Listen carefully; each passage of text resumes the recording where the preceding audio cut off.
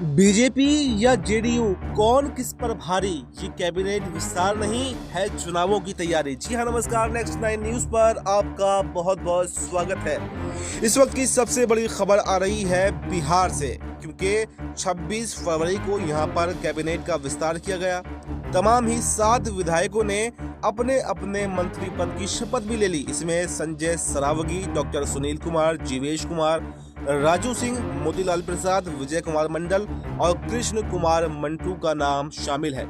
7 मंत्री बनने से अब नीतीश की कैबिनेट में मंत्रियों की संख्या 36 हो गई है और कैबिनेट में अब 21 बीजेपी के मंत्री हैं, जबकि नीतीश समेत यानी नीतीश कुमार को भी जोड़ लें तो जेडीयू से 13 मंत्री हैं, यानी नीतीश कुमार के अलावा 12 और मंत्री हैं। इसके अलावा जीतन राम मांझी की पार्टी से एक निर्दलीय मंत्री सुमित सिंह का नाम भी मंत्रिमंडल में शामिल है।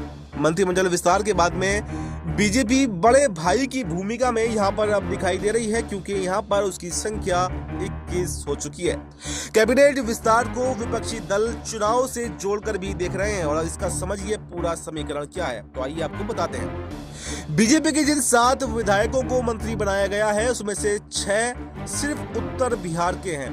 एक बिहार शरीफ के विधायक डॉक्टर सुनील कुमार हैं, जो दक्षिण बिहार से आते हैं। बीजेपी की चुनावी रणनीति को समझा जाए तो उत्तर बिहार में बीजेपी अपना दबदबा कायम रखना चाहती है और इसकी मुख्य वजह है कि 2024 के लोकसभा चुनाव में उत्तरी बिहार के सीमांचल की कुछ सीटों को अगर छोड़ दिया जाए तो करीब करीब सभी सीटों पर एनडीए की जीत हुई थी, लेकिन दक्षिण बिहार में बड़ा नुकसान यहां पर बीजेपी को हुआ था।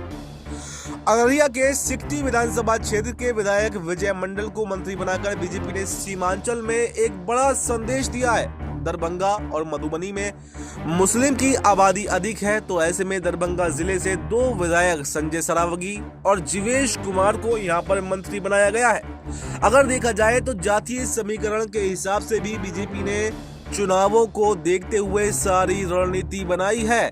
जिन 7 विधायकों को मंत्री बनाया गया है, उनमें से 2 जीवेश कुमार और राजू सिंह स्वर्ण जाति से आते हैं। वहीं पर बीजेपी स्वर्ण जाति को अपना कोर वोटर मानती है, इसलिए अपने वोट बैंक को बरकरार रखने के लिए यहां पर प्लान तैयार किया है। ऐसा माना जा रहा है कि वैश्य समाज भी बीजेपी का कोर वोटर है। इस हिसाब से वैश्य समाज से आने वाले संजय सरावगी और मोतीलाल प्रसाद को मंत्री बनाया गया है। उत्तर बिहार के सीतामढ़ी, शिवहर और मोतिहारी के अलावा कई जिले हैं जो वैश्य बहुल क्षेत्र हैं।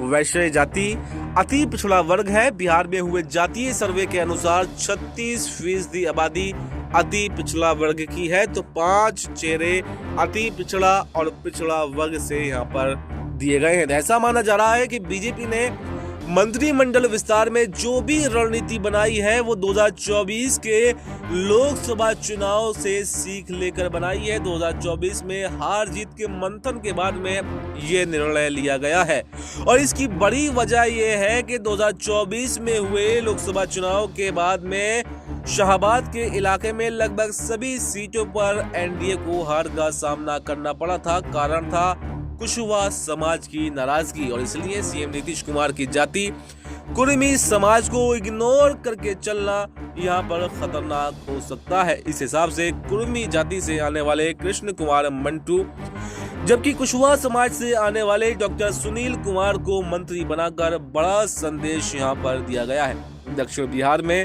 अगर स्वर्ण और कुशवाहा, कुर्मी, कोयरी की नाराजगी खत्म हो जाती है तो अधिसंख्यक सीटों पर एनडीए की जीत हो सकती है। भले ही बीजेपी के सभी 7 विधायकों को मंत्री बनाया गया है, लेकिन कहीं ना कहीं ऐसा लग रहा है कि मुख्यमंत्री नीतीश कुमार भी इन नामों से सहमत हैं। तो इस पूरी खबर पर आपको क्या कुछ कहना है, अपनी राय कमेंट बॉक्स में जरूर दें और देश दुनिया की तमाम बड़ी खबरों के लिए देखते रहें नेक्स्ट 9 न्यूज।